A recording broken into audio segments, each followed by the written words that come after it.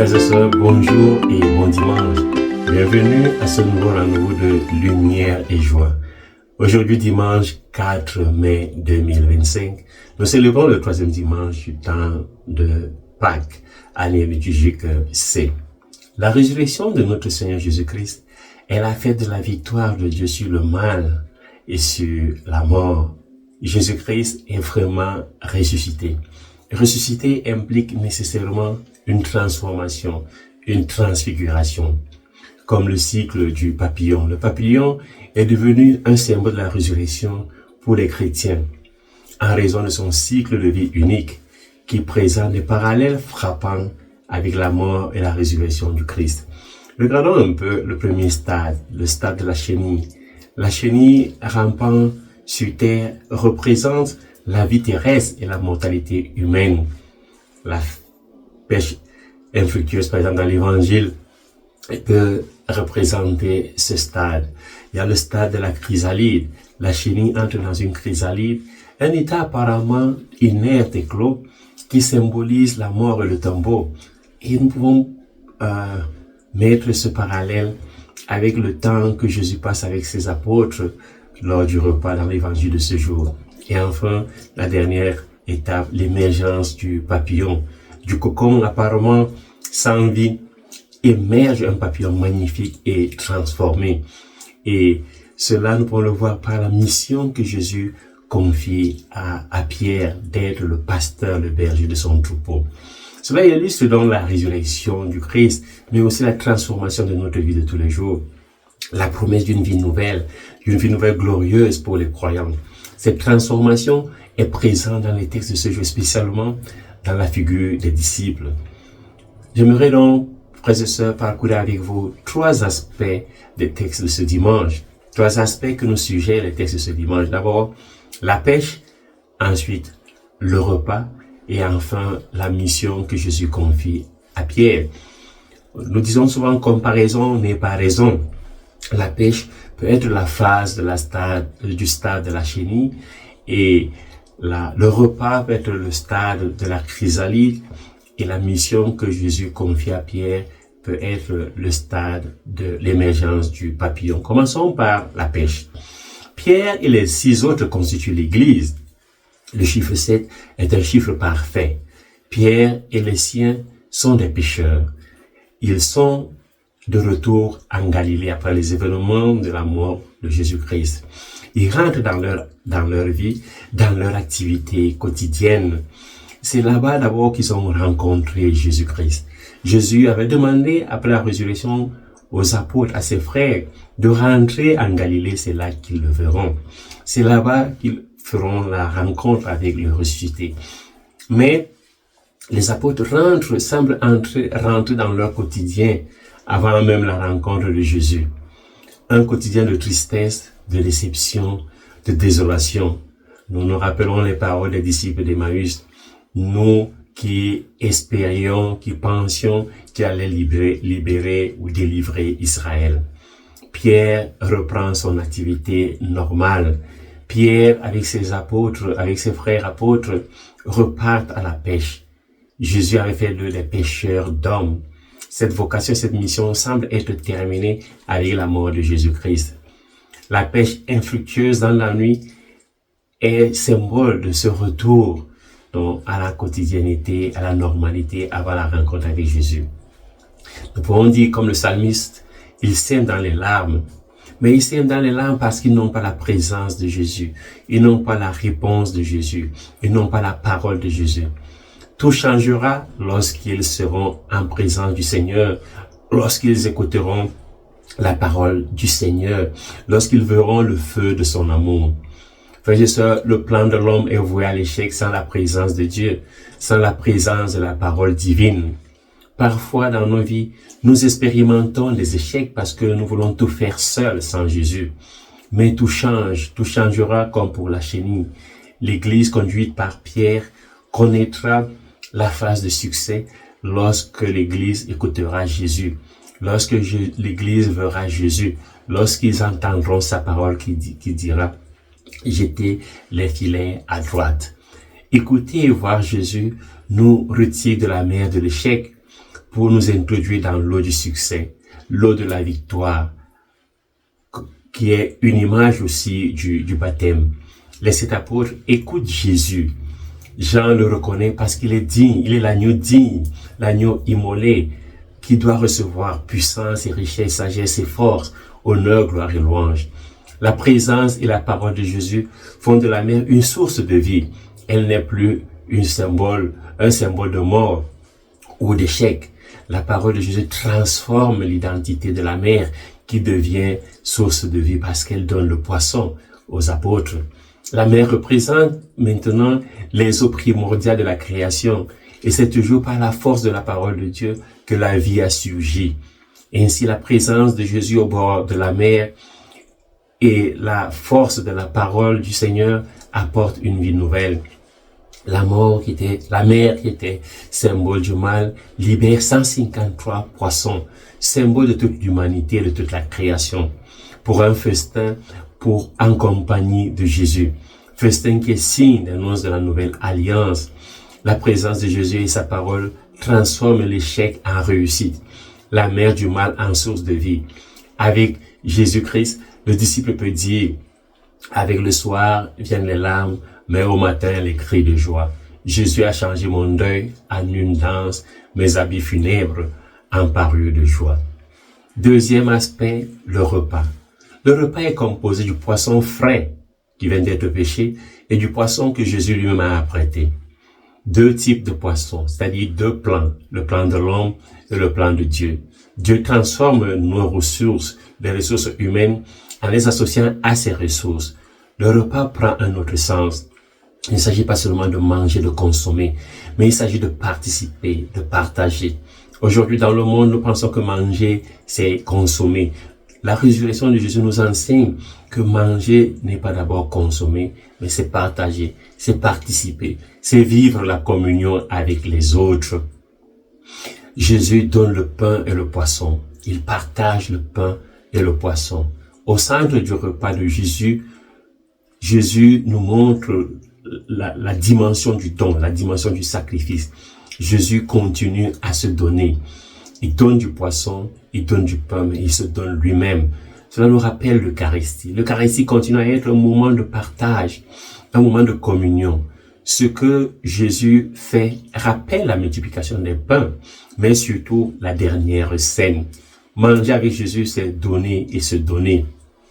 C'est se sacrifier, c'est laver les pieds de nos frères et sœurs. Cette phase, comme je le disais au début, est comparable à l'étape de la chrysalide. C'est la phase de l'intimité avec le Christ, où le Christ nous transforme au cours du repas. Un repas d'amour, le repas eucharistique. Jésus est l'agneau immolé qui est digne d'adoration, qui est digne de louange, d'honneur, de gloire. C'est de cette expérience que les disciples peuvent proclamer qu'ils ne peuvent pas se taire et ne peuvent pas taire ce qu'ils ont vu. Jean dira, ce que nous avons entendu, ce que nos yeux ont vu, ce que nous avons contemplé, que nos mains ont touché du verbe de vie, nous vous l'annonçons. Oui, la vie s'est manifestée et nous l'avons vue et nous rendons témoignage. Nous vous annonçons la vie éternelle qui était auprès du Père et qui s'est manifestée à nous. Ce que nous avons vu et entendu, nous vous l'annonçons à vous aussi pour que vous aussi, vous soyez en communion avec nous. Première lettre de Saint Jean, chapitre 1, versets 1 à 3. Grâce à cette expérience, les apôtres peuvent confesser et affirmer avec force. Il faut obéir à Dieu plutôt qu'aux hommes. Le Dieu de nos pères a ressuscité Jésus, que vous aviez exécuté en le suspendant au bois du supplice. Le repas est le moment qui nous permet d'entrer dans cette intimité avec Jésus. Partager un repas, frères et sœurs, généralement, c'est sceller une alliance. C'est aussi célébrer un rite de passage, comme le repas pascal. Le repas avec Jésus fait passer les disciples de pêcheurs à bergers. Lorsque je participe à l'Eucharistie, suis-je transformé comme pain livré ou comme sang versé? La messe me transforme-t-elle? Nous devons nous poser cette question aujourd'hui. Lorsque je participe à l'Eucharistie, suis-je transformé comme pain livré ou sang versé? la messe transfigure telle ma vie. Troisièmement, le berger, le pasteur. Pierre est berger, Pierre est pasteur. Les apôtres sont sortis de la maison comme pêcheurs. Ils y rentreront comme troupeaux avec un pasteur. Ils ont été transformés par la présence de Jésus, par sa parole et par le repas. Ils ont été transformés par la présence du ressuscité. Lors de la vocation de Pierre, Jésus lui avait dit qu'il ferait de lui pêcheur d'hommes. Pierre avait reçu la vocation de retirer les hommes des eaux de la mer, symbole du mal, pour qu'ils puissent vivre hors du péché, hors de la mer. C'est dans le quotidien de ces enfants que l'Église va dans la mer du monde pour sauver les hommes. Cette mission, de rédemption, cette vocation au salut du monde se réalise avec la présence de Jésus. Sans Jésus, l'Église peine toute la nuit et ne prendra rien.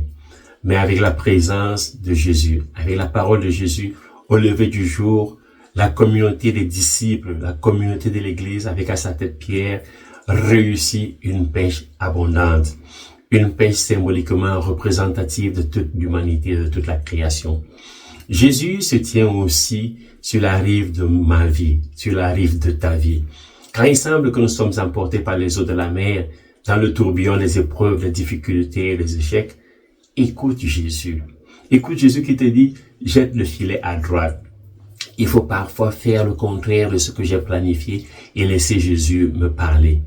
Ainsi donc, avant son ascension, Jésus a fait de Pierre, le pasteur, le berger, à l'image du bon berger qu'il est.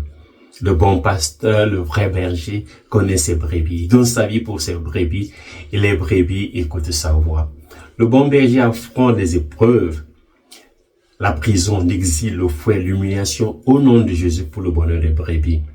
L'apôtre, le disciple a pour mission de retirer les hommes de la mer du mal pour les conduire au vert pâturage de l'amour de Dieu, au vert pâturage de la vie. Le bon pasteur aime plus que les autres disciples. Son amour est un amour spécial, il est inédit. C'est un amour particulier, ayant une touche particulière. Aimer plus que les autres. Pour le bon pasteur, c'est aimer aussi les autres plus que soi-même. L'amour qu'il a pour les autres est un amour supérieur à l'amour qu'il a pour lui-même. Paître par amour, c'est aimer, c'est être animé par un seul motif, celui de la charité, qui ne fait rien d'intéressé. Paître dans l'amour, comme il est demandé à Pierre et à chacun d'entre nous, c'est, frères et sœurs, verser notre sang. C'est faire comme Jésus. C'est être un pasteur prêt à se sacrifier pour les autres. Donner sa vie comme Jésus le vrai berger. La relation du disciple avec Jésus n'est pas seulement une simple relation d'amour. Notre amour sera comparé à celui des autres toujours.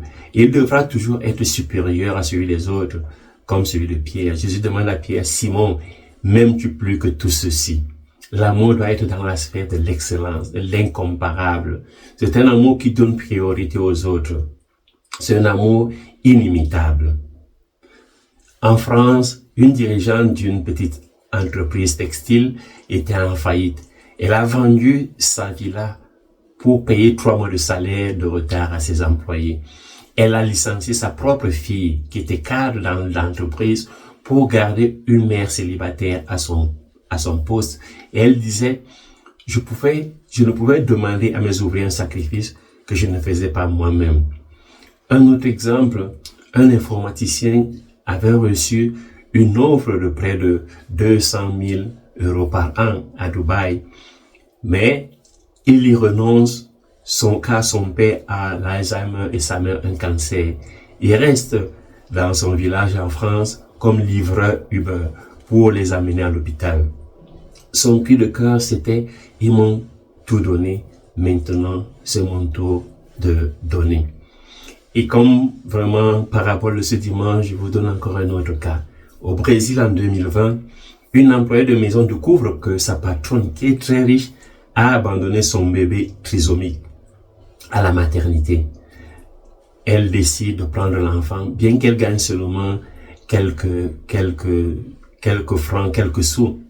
Elle travaille 2 fois plus pour payer les soins de l'enfant. Aujourd'hui, ce garçon a 8 ans et appelle cette dame maman, sa mère adoptive. La vraie mère n'a jamais donné signe de vie. Frères et sœurs, confesser Jésus comme Seigneur nécessite une relation affective avec lui, une relation d'amour, pour affirmer de notre bouche que Jésus est Seigneur, qu'il est ressuscité. Et pourquoi que Dieu l'a tiré d'entre les morts?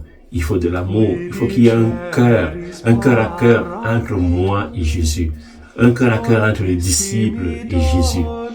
Frères et sœurs, paître pour l'amour de Jésus, c'est paître comme Jésus lui-même nous a aimés. Le disciple de Jésus doit paître le troupeau en donnant sa vie comme Jésus le vrai berger. La relation du disciple avec Jésus n'est pas seulement une simple relation d'amour, mais c'est une relation d'amour avec nos frères et sœurs, prêts à nous sacrifier. Notre amour sera comparé à celui des autres. Il devra toujours être supérieur à celui des autres. L'amour doit être dans la sphère de l'excellence, de l'incomparable, de l'inimitable. C'est un amour qui donne priorité aux autres, un amour exceptionnel, un amour prêt à se sacrifier. Frères et sœurs, prions aussi pour l'Église. Prions pour les cardinaux qui cette semaine entreront en conclave. Prions pour que le Seigneur donne à son Église un pasteur selon son cœur, un pasteur prêt à se sacrifier, à donner sa vie pour ses brebis. Bon dimanche, loué soit Jésus-Christ et que Dieu vous bénisse.